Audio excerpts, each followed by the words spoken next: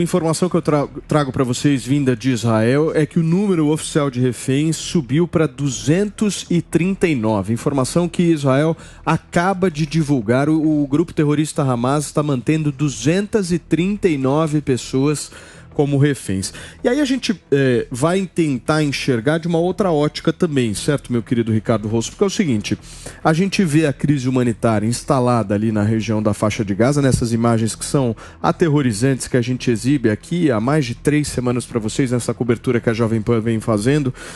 Mas essas imagens, elas estão acontecendo e essas pessoas, elas estão sequestradas por uma ação de um grupo terrorista, certo? Ou seja, por que a sociedade como um todo também não cobra do grupo Hamas algum tipo de responsabilidade e também, não apenas a responsabilidade, mas por que a gente não vê talvez uma sociedade mirando única e exclusivamente num grupo terrorista que promoveu essas ações? Olha, Paulinho, uma boa pergunta. Eu me faço constantemente. Por que a gente ainda discute o direito que Israel tem de se defender contra o ataque terrorista do Hamas?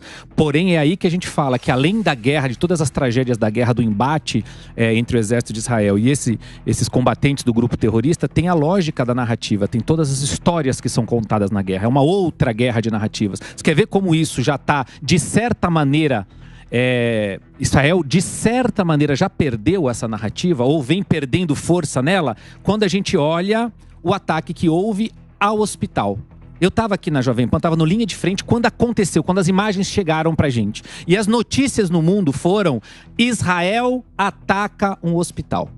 E aí depois ela foi que na hora, no linha de frente, a gente estava ao vivo aqui na Jovem Pan, e eu ainda falei, gente, isso tem possibilidade, a gente não sabe muitas informações, a primeira coisa que morre numa guerra é a verdade, a gente não sabe o que aconteceu, mas não tem cara, com toda a inteligência, com toda a estrutura que Israel tem, de ter sido Israel. E aí depois veio-se... Olha, não foi, talvez, pode ter sido o próprio Hamas, pode ter sido um outro grupo, a Jihad Islâmica, enfim, depois foi se restabelecendo. Mas vários, inclusive governantes, se posicionaram contra Israel. Então você vai vendo que Israel está perdendo essa guerra de narrativa. E isso é muito importante dentro dessa guerra. Quem lançou a primeira narrativa de quem atacou o hospital foi Hamas. As pessoas estão comprando a narrativa de Hamas. Exatamente. Estão comprando a narrativa de terrorista. E o negócio de sequestro, Paulinho, tem que ter uma estratégia. Eu volto a dizer, não é fácil, mas tem que conversar com o Qatar. O Qatar está com o líder deles num hotel 5 estrelas. Tem que conversar com o Irã e defender sequestradores. A doutora Raquel, que é especialista em segurança, pode até complementar o que eu vou falar. Um sequestro, por que as pessoas estão todas agora a favor do Hamas? Porque não estão sabendo explicar. Num sequestro, quando acontece o sequestro, a polícia vai lá e faz o quê? Negocia com o sequestrador, a sociedade fica a favor do refém, Não deu certo, a polícia vai olhando ali onde dá para entrar, e entra. Se tiver que meter bala no sequestrador, mete bala no sequestrador. Israel está fazendo a mesma coisa. Israel está lá esperando a ONU negociar, manda recado para fulano, para ciclano. Eles estão negociando e estão mapeando a entrada. Não vai entregar sequestrador, eles vão entrar como a polícia faz aqui no Brasil. Paulo, exato. Qual a dificuldade das pessoas entenderem? Eu quero acreditar que Israel está fazendo muito mais do que isso. Realmente quero. Eu estou sendo simplista, mas... Vale a gente lembrar do seguinte, a gente fica muito impressionado com a velocidade das informações hoje e acha que o mundo está pegando fogo. Estima-se que no século XIX morreram 80 milhões de pessoas em guerras. Sabe-se que no século XX morreram 90 milhões de pessoas. Nós estamos chegando no primeiro quarto do século XXI, muito longe de qualquer número parecido com esse. E Israel tem mostrado que fez acordos de paz com muitos países. E eu insisto, eu quero acreditar que Israel vai nos surpreender antes do que a gente pensa ao mostrar que tem um caminho da solução. Não precisa exterminar com os 40 mil terroristas do Hamas. Se exterminar com seus líderes, acabar com uns 2 mil, 100 talvez, os outros se enfraqueçam. E conforme venha mostrando outro caminho, a coisa pode mudar. Marchon? Ô, Paulo, eu vou concordar em parte com os amigos aqui, mas a gente tem que lembrar o seguinte. A gente está falando de 239 reféns do lado israelense, mas a gente não pode esquecer que o povo palestino também é refém dessa guerra. E é em número muito maior, e sem defender um lado ou outro, porque, volto a dizer para vocês, a minha posição ela é muito clara, Paulo. Houve um atentado terrorista e, embora não reconhecido pela ONU, o Hamas é um grupo terrorista. Mas o povo palestino é refém dessa guerra, sim. Em um número muito maior que 239. Então a gente não pode simplesmente ter um balizamento, porque temos 239 reféns e vamos lá, temos 40 mil sequestradores, também é um número que não faz muito sentido, porque não é isso. Então, eu acho o seguinte, é preciso negociar, aí sim, concordo com o amigo aqui, com o Catar, que ajuda com mais de 600 milhões de dólares por ano ao Hamas, o Irã. Então tem que envolver ou ameaçar esses países e tomar uma atitude mais agressiva contra eles. Mas eu acho descomedido. O problema todo é o seguinte, a força que Israel usa contra os palestinos é muito intensa. E isso faz com que o mundo acabe tomando, assim, o lado mais humano do que tem menos condição. Então, mas o Márcio, você trouxe essa questão a um ataque tão forte. Você trouxe essa questão da pobreza dos reféns. Se a gente for analisar, os primeiros reféns não são esses 239. São os mais de 2 milhões que, infelizmente, continuam na pobreza por conta de interesses políticos desse grupo. Infelizmente, a verdade que a gente traz para vocês é essa. O Hamas se aproveita da pobreza da faixa de Gaza para continuar ali no poder. E, Paulo... E isso, para mim, é até mais sério e talvez a gente não veja tanta atenção midiática em relação a isso, porque, obviamente, o foco agora está nos 239 que estão ali numa situação que a gente nem sabe qual é, né? Aliás, até vídeos nessa semana circulando do Hamas. É impressionante a dissimulação do grupo, né? Porque a gente viu, não sei se vocês viram, essa semana foi divulgado um vídeo dos integrantes do Hamas ali libertando 2 senhoras. E essas 2 senhoras estavam recebendo um café, ou seja, é um tapa na cara da sociedade ocidental, né? Esse tipo de vídeo, a gente achando que dá pra acreditar nesse tipo de narrativa.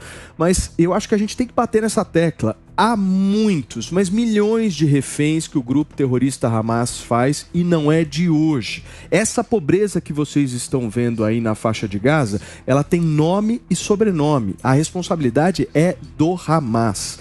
Há pessoas sendo feitas de reféns, mas é um outro tipo de escravidão, outro tipo de sequestro. É um sequestro político ali que a gente já viu em vários países que possuem populistas, meus amigos. A receita é a mesma, certo, Ricardo? Certíssimo, Paulinho. Acho que você está falando certo. O que eu queria ressaltar aqui na fala do Márcio é que Israel não está atacando o povo palestino. Israel está atacando um grupo terrorista que usa o povo palestino como escudo, que está envolto no povo palestino. Não.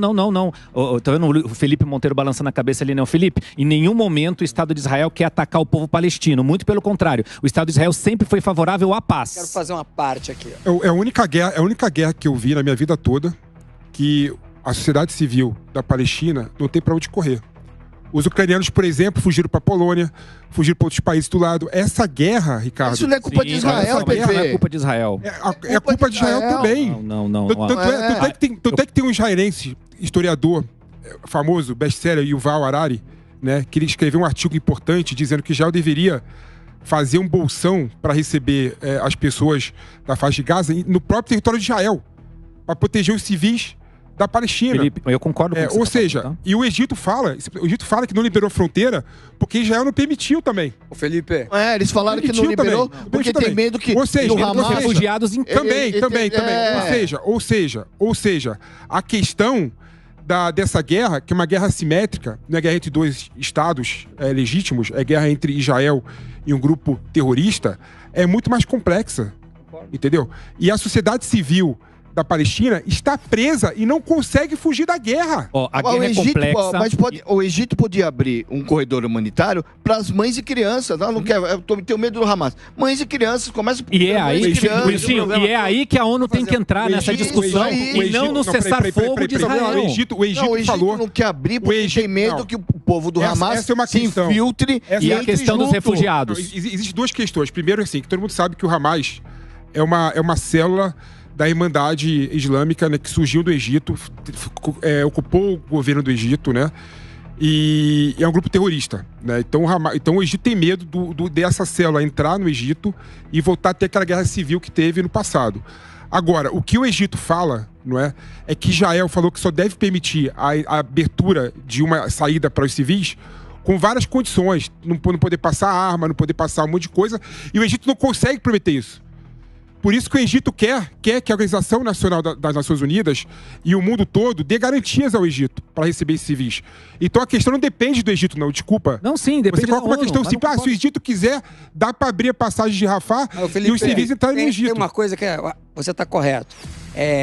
O Hamas é um grupo que surgiu da Irmandade Muçulmana, lá no Egito.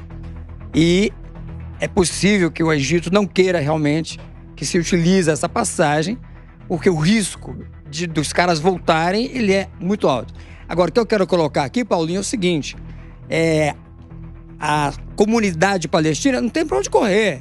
Me fala uma coisa. Quando Israel diz, olha, corre lá para o sul, corre lá para o norte. Correr como? E atrás de quê?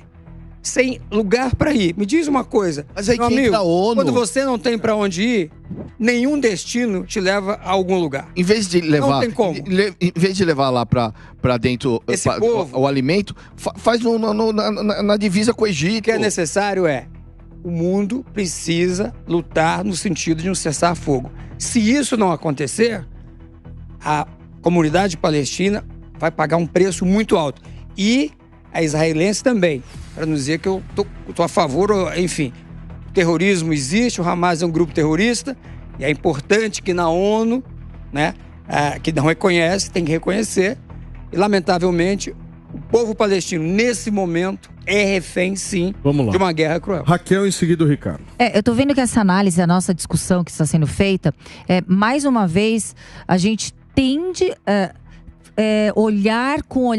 ter um olhar viciado e uma inversão de valores. E eu vou fazer um paralelo com a segurança pública. Eu vou fazer um paralelo quando organizações criminosas atacam e amedrontam de forma violenta, de forma completamente ilegal, ilícita, descumprindo regras e leis, a sociedade. E quando a polícia chega ali com o domínio da violência legítima do Estado, isso quem fala é Weber, a população e alguns grupos tendem a colocar a culpa da violência urbana naquele que está lá como escudo entre crime e sociedade. A partir do momento que o grupo terrorista Hamas invadiu, sequestrou, violou sexualmente crianças, mulheres, idosos e, de uma forma, torturou essas pessoas, esta resposta de Israel, ela tem que ser adequada e proporcional e dura. Caso contrário, mais pessoas continuarão sendo reféns ali em Israel. Israel não pode afrouxar em momento nenhum na tentativa que deve ser, sim, ela vai ter que ser viável de resgate desses reféns. A própria população exige com que esses familiares voltem para suas casas. E é um paralelo com a polícia. Quando a gente está lidando com bandido, com marginal, com canalha, não tem como negociar. A gente tem que sim. O início dessa violência não partiu de Israel. Agora, a gente está lidando com proporção de ataque e contra-ataque. Qual é a missão? Resgatar o refém, proteger Israel. Então, o que eu acho? Eu acho que assim, nessa situação, Israel precisa sim urgentemente de aliados. Precisa sim conciliar aliados. E se não vai firme, que nem segurança pública, se não vai firme, abre precedente. Outros terroristas vão achar que pode fazer igual. Porque alguém vai passar a mão.